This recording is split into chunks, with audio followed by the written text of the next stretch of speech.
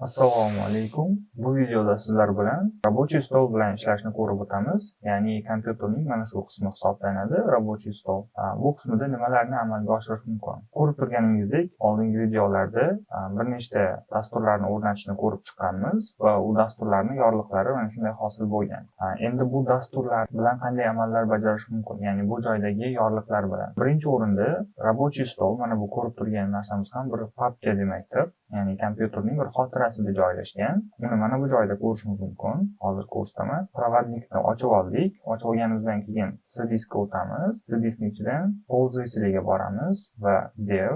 Buning ichidan esa рабочий stol. Mana рабочий stol degani ham papkani bir turi. Ana endi e'tibor beradigan bo'lsangiz, mana bu joydagi yorliqlar mana shu joyda ham mavjud. Agar hozir men mana bu joyda qanaqadir faylni yaratadigan bo'lsam, keling papka yaratamiz. Mana sozlab papka. Bu joyda ham avtomatik tarzda yaratilyapti. Qanaqadir masalan nom beradigan bo'lsam, yangi papka.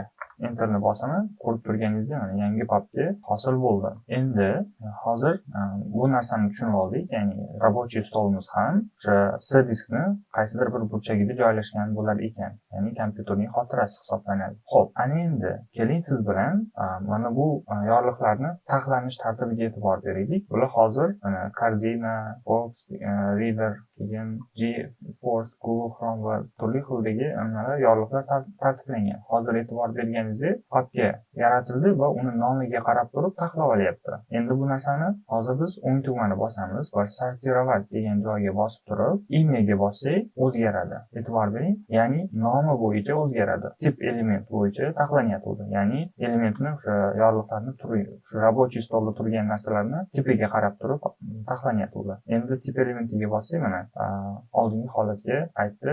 Shunaqa tarzda taxlash imkoniyatiga ega bo'lar ekanmiz. Endi bundan tashqari yana nimalar qilish mumkin? Agar sizga mana shunaqa turishi yoqmasa yoki bo'lmasam siz ularni guruhlarga ajratmoqchi bo'lsangiz, masalan, mana bu ikkita brauzer bitta guruhga tegishli, ya'ni internet bilan ishlaydigan programma. Mana Telegram ham internet bilan ishlaydi. Shu uchalasini alohida joyga ko'chirib o'tkazib qo'ysak bo'ladi mana. Mishkani ushlaymiz, qo'yib yubormasdan kerakli joyga olib kelib qo'yib yuboramiz. Keyin buni ham olib kelamiz, buni ham qo'yib yuboramiz. Kerakli yorliqlarni yoki fayllarni mana shunaqa tarzda ko'chirib qo'yishimiz mumkin. Ya'ni bu vizual tarzda bularni joyini o'zgartirib qo'yyapmiz xolos. Xo'p, ana endi mana bu torrent fayli ham internet bilan ishlaydi. Ko'rib turganingizdek, mana alohida gruppaga ajratib qo'ydik. Endi bularni ham gruppalarga ajratsak bo'ladi. Masalan, mana bular media bilan ishlaydi. Mana tarzda. Mana bu ham internet bilan ishlaydi. E'tibor bering, mana shunaqa taxlab qo'yyapman.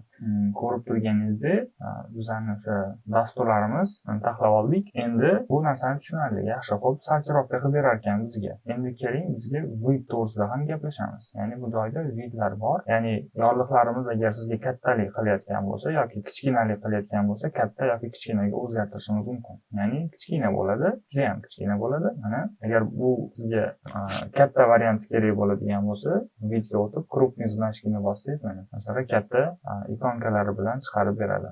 Menga o'rtacha bo'lgani ma'qul, обычный. Endi bundan tashqari yana nimalar bajarish mumkin? E'tibor bering, bu qismida personalizatsiya va parametri ekrani degan menyulari bor. Bu menyular orqali nima qilish mumkin? Masalan, keling parametri ekrani bilan tanishamiz. Bu mana bu joyga biz boshqa yo'l bilan ham kirishligimiz mumkin. Bu qisqa kirish yo'li edi. Keling biz parametri orqali, ya'ni kompyuter nastroykasi orqali kiramiz. Mana bunga bosamiz, parametri, va bu joydan bizga sistema degan joyga bosamiz va display. Ko'rib turganingizdek, o'sha oynani o'ziga kirib keldik. Endi ko'rib turganingizdek, hozir bizda ikkita ekran o'rnatilgan. Mana bu ekranimiz, ikkinchi ekran, kichkina ekranimizda hozir turibmiz va bu joyda o'lchamlarini ko'rishingiz mumkin. Ya'ni расширение ekrani.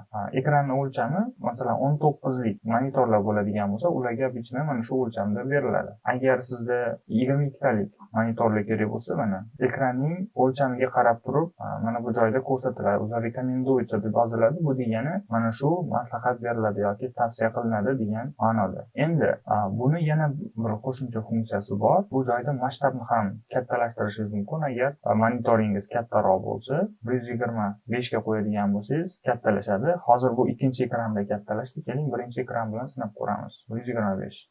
Bu общий mana bu panel zadachilar va nastroykadagi shriftlarni ham o'lchamini kattalashtiradi. Keling oldinga qaytarib qo'yamiz. Endi sizda agar mana bunaqa narsa bor, ночной свет, bu hozir sizga sezilyaptimi yo'qmi bilmadim, lekin ekranimiz mana bu sariqqa aylandi, ya'ni nur oq tarzda emas, balki tungi rejimga o'tkaziladi. Bu degani sizni mana kompyuteringizdagi chiqayotgan nurlar sariq rangda bo'lib chiqadi. Bu esa ko'zni oldirmasligi uchun yaxshi bir funksional. O'ylaymanki bu tushunarli bo'ldi. Bu masshtab va orientatsiya displey. Bu ba'zida shunaqa holatlar bo'ladi.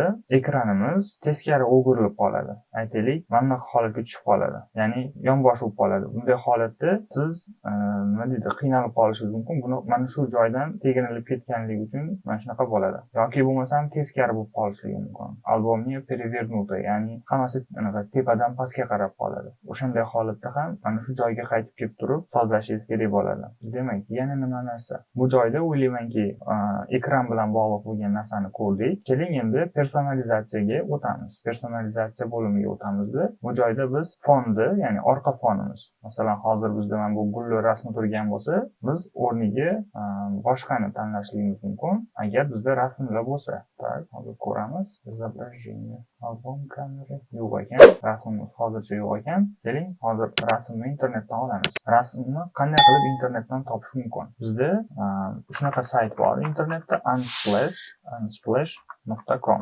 Bu joyda barcha rasmlar bepul, shaxsiy foydalanish uchun. Noto'g'ri yozilib ketdi. unsplash.com. Biz vaqtimiz noto'g'ri deyapti. Negadir. Xo'p.